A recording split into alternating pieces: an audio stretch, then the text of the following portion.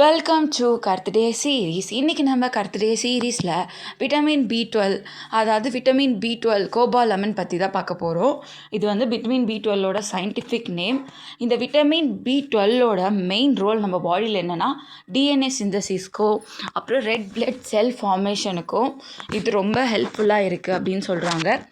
Red blood cell formation அடுத்து DNA சிந்தசிஸில் இதோட வேலை என்னென்னா B12 அண்ட் B9 ரெண்டுமே சேர்ந்து ஃபோலேட் கூட ஜாயிண்ட் ஆகி, அதாவது நம்ம லாஸ்ட் வீடியோலேயே பார்த்துருந்தோம், ஃபோலேட் வந்து ஃபோலிக் ஆசிட். ஸோ ஃபோலேட் கூட ஜாயிண்ட் ஆகி ப்ராப்பரான DNA ஃபார்மேஷன் பண்ணும். அது மட்டும் இல்லாமல் செல் டிவிஷன் ஸ்மூத்தாக நடக்கிறதுக்குமே இந்த B12ன்றது வந்து தேவை அப்படின்னு சொல்கிறாங்க DNA சிந்தசிஸ்க்கு.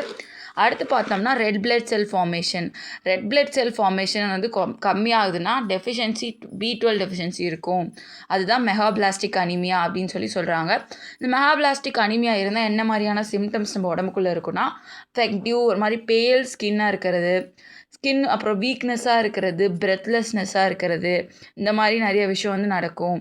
அடுத்து நம்ம நர்வ் சிஸ்டம்ஸில் வந்து இதோட வேலை என்ன அப்படின்னு பார்த்தோம்னா B12 டெஃபிஷியன்சி இருக்கவங்க மைலின் ஷீட்டை மெயின்டைன் பண்ணுறதுக்கு இந்த மைலின்ற ஒரு விஷயம் தேவை. நர்வுக்கு ப்ளஸ் இதோட எஃபெக்டிவ் தேவைப்படுது அப்படின்னு சொல்கிறாங்க. இதில் டெஃபிஷியன்சி என்ன வரும்னா நம்னஸ்ஸு, டிக்லிங் சென்சேஷன் இருக்கும், memory problems and balance issues வரும் அப்படின்றாங்க. இன்னொரு மெயின் ரோல் என்னென்னு பார்த்தோன்னா ஹோமோசைட்டசின் கண்ட்ரோல் பண்ணுறது. இது என்னென்னா B12 and B9 and B6 இந்த 3 விஷயமும் இந்த ஹோமோசைட்டசினை ரெடியூஸ் பண்ணும். நம்மளுக்கு ஹார்ட் ஹெல்த்துக்கு சப்போர்ட் பண்ணுறதுக்கு இது ஹெல்ப் பண்ணுது. இன்னொரு இன்ஃபார்ம் பண்ண வேண்டிய விஷயம் என்னென்னா B12 அதிகமாக பார்த்தோம்னா நம்ம அனிமல் சோர்ஸில் தான் இருக்குது.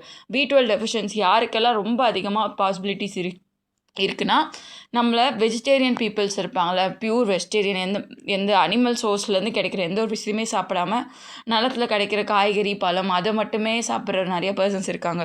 ஸோ அவங்களுக்கு B12 டெஃபிஷியன்சி அதிகமாக வர்றதுக்கு வாய்ப்பு இருக்குது.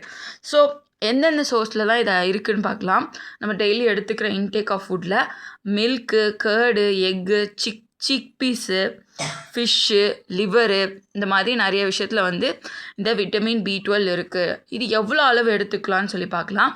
அடல்ட் வந்து ஒரு நாளைக்கு 2.5 மைக்ரோகிராம்ஸும், ப்ரெக்னென்சி டைமில் வந்து 2.6ம், லாக்டேஷன் டைமில் 2.8ம். நம்ம பாடிக்கு சர்டைன் நியூட்ரிஷன் வேணும்னா விட்டமின்ஸ் நம்ம வந்து ப்ராப்பரான வேவில் எடுத்துக்கிறது நம்ம பாடிக்கும் சரி நம்ம மைண்டுக்கும் சரி எல்லாத்துக்குமே ரொம்ப நல்லது. ஸோ இன்டேக் வந்து கொஞ்சமாக இருந்தாலுமே அதோட தேவை நம்ம பாடியில் நிறைய விஷயத்த வந்து ஃபில் பண்ணுது. ஸோ டெய்லியும் நான் சொன்ன அளவில் நீங்கள் முடிஞ்ச அளவுக்கு எடுத்துக்கோங்க.